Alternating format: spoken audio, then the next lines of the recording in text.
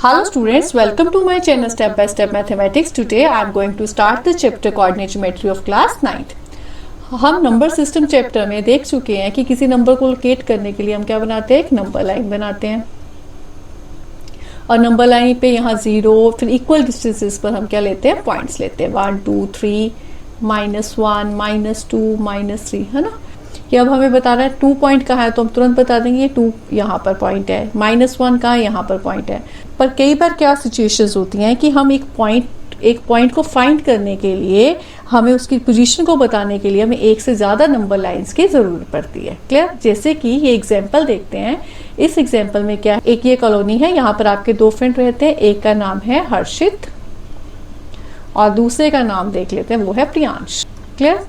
अब ये दोनों फ्रेंड्स अपना अपने घर का एड्रेस बता रहे हैं। ठीक है, इस कॉलोनी में क्या है, ये स्ट्रीट्स है, स्ट्रीट 1 2 3 4 5 6 7 एंड 8 और ये 1 2 3 4 5 क्या है, उनके हाउस नंबर है। हर्षित कह रहा है कि मेरा घर स्ट्रीट नंबर 2 में है, तो आप जाते हो स्ट्रीट नंबर 2, तो आप कैसे फाइंड करोगे कि हर्षित का घर कौन सा है? आपको इस घर में पूछना पड़ेगा, तो आपको प्रॉपर लोकेशन नहीं पता चली, बल्कि प्रियांश बताता है कि मेरा घर स्ट्रीट 7 पर है और मेरा हाउस नंबर कितना है, 4 है।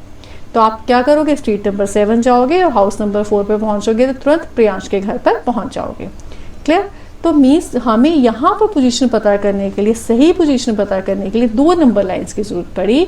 एक तो ये सीधी ऐसे, इसको हम क्या बोलते हैं, हॉरिजॉन्टल लाइन की जरूरत पड़ी और साथ में दूसरी वर्टिकल लाइन की भी पोजीशन का पता करना पड़ा। तो इस कंडीशन में हमें 2 लाइंस की जरूरत पड़ी, एक तो हॉरिजॉन्टल लाइन की जरूरत पड़ी और एक वर्टिकल लाइन की जरूरत पड़ी। क्लियर?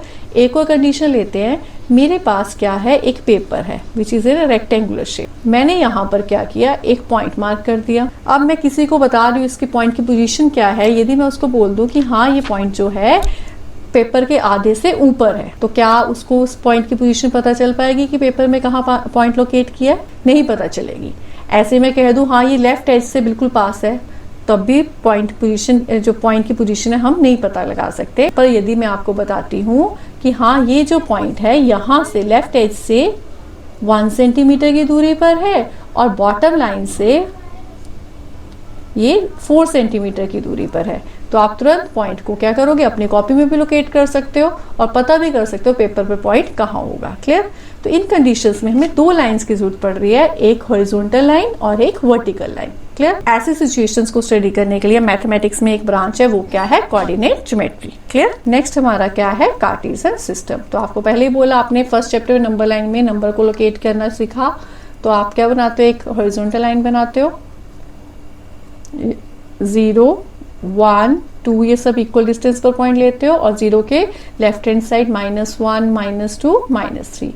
और यदि मैं इसको लाइन को ऐसे भी इंडिकेट कर सकती हूँ, वर्टिकली भी इंडिकेट कर सकती हूँ। तो वर्टिकली मैंने ये लिया, सेंटर में 0, ऊपर अब क्या होगा, 0 के ऊपर 1 2 3 और नीचे क्या है, -1 -2 -3। यदि मैं इन दोनों लाइंस को क्या करती हूँ, ऐसे मिक्स करती हूँ, ऐसे बनाती हूँ, ऐसे ज्वाइन करती हूँ कि इसका O और इसका O आपस में क्या करे, कोइंसाइड करे। तो कैसे, ये मेरे पास है हॉरिजॉन्टल लाइन और ये मेरे पास है साथ में ब्लू लाइन। क्लियर? इन दोनों के O पॉइंट को मैंने साथ में मिला दिया, तो ये हो गए इसके पॉइंट्स के आगे पिंक लाइन का 0 और दूसरा ब्लू लाइन का 0। क्लियर? इस पॉइंट को हम क्या बोलते हैं, यहाँ साथ साथ टर्म्स को देखते रहना, क्या क्या है, ओरिजिन। और ओरिजिन की वैल्यू, ओरिजिन के कोऑर्डिनेट्स, इनको हम क्या बोलते हैं, 0 0 क्या है, कोऑर्डिनेट। इसको थोड़ा और आगे जाकर सीखेंगे कैसे होता है। तो ओरिजिन के कोऑर्डिनेट्स हैं 0 0। अब देखो, आपने जब हॉरिजॉन्टल लाइन के इस तरफ क्या है, 1 2 3, तो यहाँ लिखा 1 2 3 और 0 के इस तरफ क्या है, वहां पर -1, ये सब क्या है, इक्वल डिस्टेंस पर है, -1 -2 -3। ऐसे ही यहाँ पर ऊपर क्या है, 1 2 3 और नीचे 0 से नीचे -1 -2 -3। क्लियर? अब ये जो हमारे पास है, इसमें इसके लाइन का जो हॉरिजॉन्टल लाइन है, इसका नाम लिखते हैं हम x और यहाँ क्या लिखते हैं, x डैश। इस लाइन को y और y डैश। पॉइंट्स को साथ साथ समझते जाएंगे। सेकंड है जो हॉरिजॉन्टल लाइन है, जिसका नाम मैंने क्या लिखा, x डैश, इसको बोलते हैं x एक्सिस। x एक्सिस को अब एक और नाम देते हैं एब्सिसा। क्लियर? अब चलते हैं वर्टिकल लाइन की तरफ, तो वर्टिकल लाइन को हम क्या बोलते हैं, वर्टिकल लाइन क्या नाम है इसका, वाई, वाई डैश, इसको बोलते हैं वाई एक्सिस, और इसका अदर नेम है ऑर्डिनेट। क्लियर जी।